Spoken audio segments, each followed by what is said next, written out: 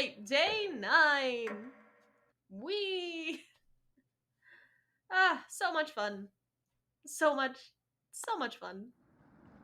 You wake up to see Gregor looking out the window. He turns to you, not smiling. Take a look out the window. Do you notice anything? Is our little friend Mariah there? Nope. That's her talking, though. The floodwaters have receded a little bit, but everyone is still bound to the cabin. The trail used to be completely visible. It's gone now. Good morning, big guy. I think we should have another piece of meat for breakfast. It's what she would have wanted.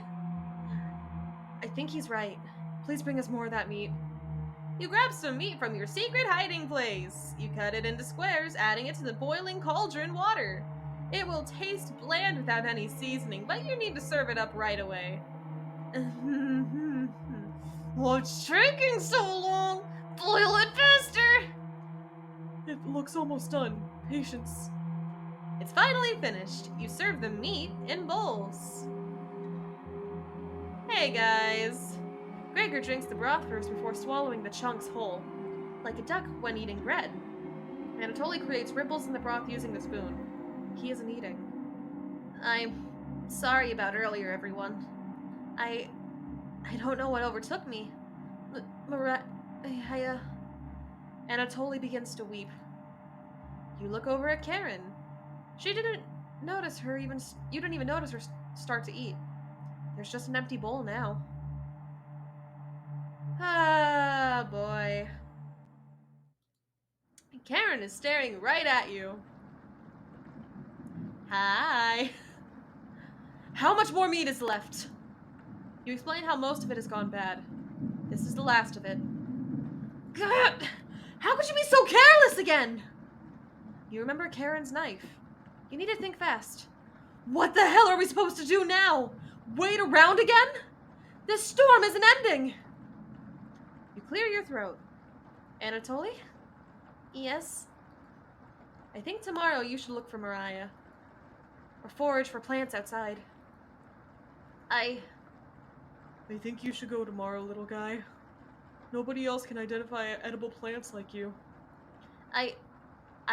Please, Anatoly. You can swim back after a few hours. Gregor's right, Anatoly. Maybe you'll find Mariah out there. I think Mariah's fine by herself. He still hasn't accepted what happened yet. She doesn't need anyone's help. But we need your help, Anatoly. That's right, Anatoly. Please help us. Let me sleep on it, okay? No problem, little guy. Karen is not pleased. Everyone shuffles off to their rooms, reading books and knitting to pass the time. You go to bed ravenous. Mariah, something is approaching. Hello? Time to wake up. You ask Potato where the chompettes are. Cabbage, onion, raspberry, and bread? They've moved on. Just us now. Wait, what? That can happen? What? The way it always should have been. Wait, I'm gonna mistake Cabbage's voice. But wait, what? Your mind finally manages to forget everything that happened. You fall asleep again, still ravenous. No, is that like a hallucination thing? There's no way that they just passed on out of nowhere. You have a strange dream. You're walking down the steps when you trip and fall.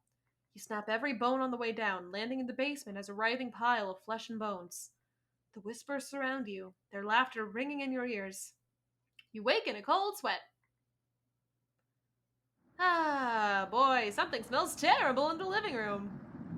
Anatoly puked in one of the corners. You leave it there so the others will question his fortitude. Hey guys. Good morning. Good morning, little guy. Well, Anatoly, what's your decision? I barely slept last night. Her whispers came through one of the holes in the floor. She kept telling me to come outside. We don't want to rush you, but one of us puked last night. So that's what that smell was? Anatoly is playing dumb for the group. Anatoly, my patience is wearing thin. You have 1 hour to make a decision. Why so quickly? Because I'm not waiting any longer. Oh, Karen, that's such a good look on you. Never looked better, sweetie. You can see the glint of Karen's knife under her dress. Best to watch out for that knife. And that lack of eyelids. Oh, God. The group disperses. Tensions seem to be rising. You have 1 hour to kill. What do you want to do? Let's go hang out with Gregor. Hey, man. Hey, I'm a little worried about Anatoly. The flood currents are really strong. Ugh. Once Karen makes up her mind on something, it has to happen. I definitely won't debate her on it.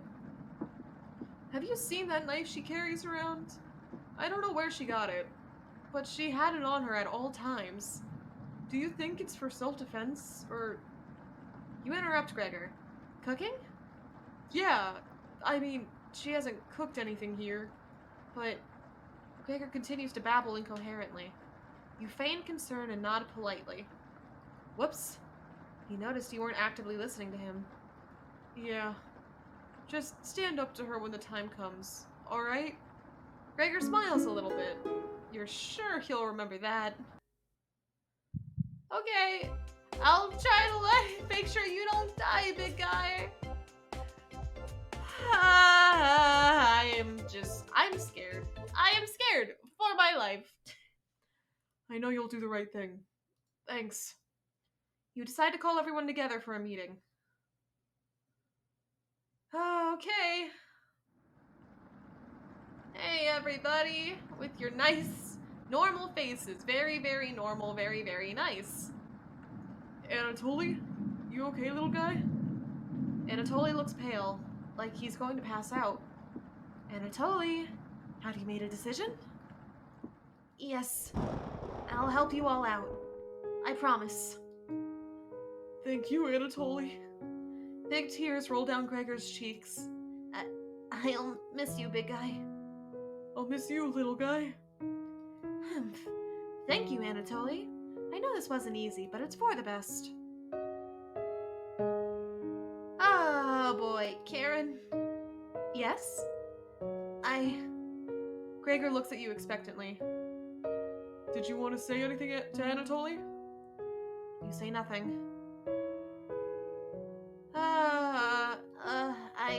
Goodbye, Anatoly. Goodbye, everyone. Good luck, little guy. Anatoly has left the cabin. Great. See you soon, little guy. I guess all we can do now is wait. Good night. Karen goes to the bedroom to sleep. I didn't tell him the truth. Gregor's getting choked up. I didn't tell him. Missing him already. Oh, jeez. Gregor curls up on the couch for the night, turning his back to you. Ah. You shut your eyes, quickly falling asleep. You hear a scraping from the floor. The red-haired woman won't let him live, will she? Oh, I don't like that music. I'm turning that down. Jesus. Too ravenous at this point. The more she consumes, the stronger she gets. At what cost? Sometimes staying silent works better. Just walk away and pretend you're innocent later. What a terrible perspective Potato has provided! The Chompets never would have listened to this crap. You fall asleep thinking about what Potato told you. Oh god, you have a strange dream. It's lying on the table in front of you. Take off the glasses first, partially cracked, and set them down next to the workbench. Working the saw, you wrap the cuts in an old newspaper. Some of it gets soggy immediately, so you begin drying the cuts with a towel before wrapping. Much better. You hear something approaching, so you clench a fist and get ready to strike whatever's coming for you. You wake in a cold sweat. What a delightful little romp we're on right now, you know? Nothing's scary. Everything's good and fun. Oh, you wake in a completely different place. Did you sleepwalk, or... You found some meat! Everybody's still asleep. This would be a nice surprise after yesterday's events. You decide to cook for breakfast for everyone. Cutting each slice fairly thin, you brown each side in the oven. The smell is unique. Karen runs into the kitchen. What is that smell? Give it to me! No! You don't argue. Karen grabs a cutlet, burning her hands before bringing it to her mouth. Ugh. She hungrily devours it, barely chewing. Oh, shoot. She grabs another cutlet off the plate and eats it. You thought she was concerned with rationing. Gregor wakes up from the couch and heads into the kitchen. Oh God. Already? Gregor looks conflicted, but he succumbs to the hunger. They always do. Gregor eats his food in a few bites, carefully grabbing a second cutlet. The tears start streaming down his face, but he doesn't make a sound. You join them in the meal, quickly consuming the meat on the table. I can think straight again.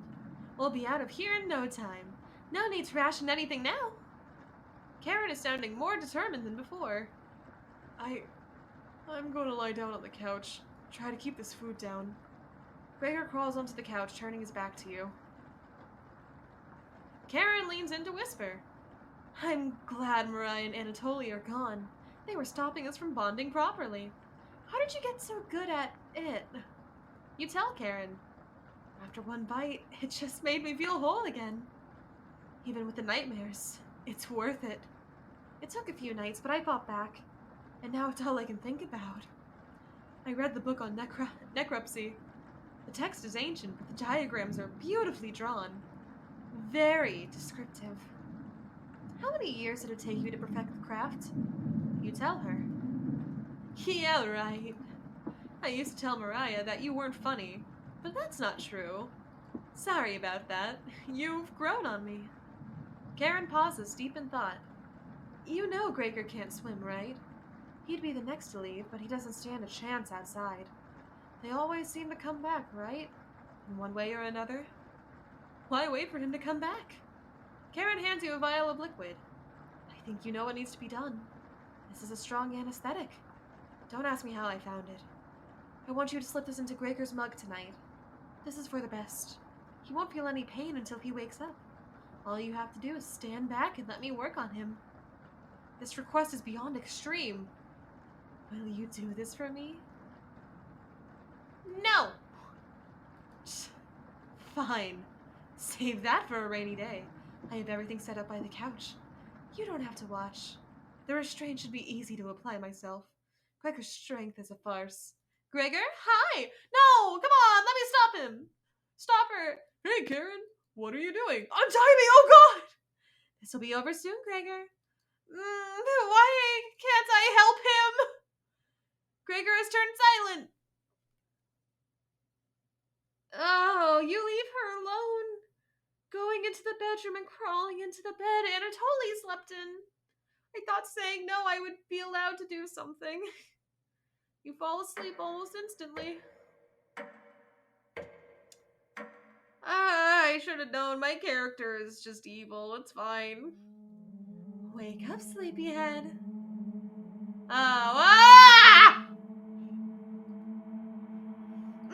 Yep, I'm definitely having a nightmare looking at that. Gregor's waiting for you. Oh, no. You get out of bed and follow Karen to the couch.